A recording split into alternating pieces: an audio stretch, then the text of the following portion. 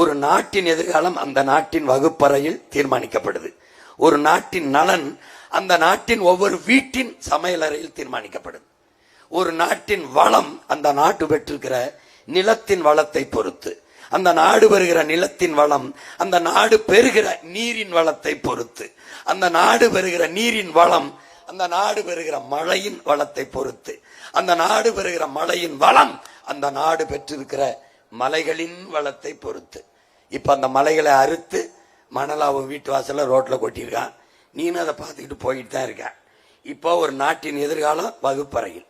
உன்னுடைய வகுப்பறை, உன்னுடைய எதிர்காலம் அறிவை வளர்க்கும் கருவறையா இருக்கா, அறிவு கருவறையா இருக்கா, எதிர்காலத்தை தீர்மானிக்கிற வகுப்பறையா இருக்கா, வர்த்தகரையா வியாபார அறையா இருக்கா? அதை நீ பார்த்துக்கணும். இப்போ அறிவு கருவறை வர்த்தகரையாக வியாபார அறையாக மாறிடுச்சு. காசு கொடுத்தால் நல்ல படிப்பு, காசு இல்லைன்னா இல்லை.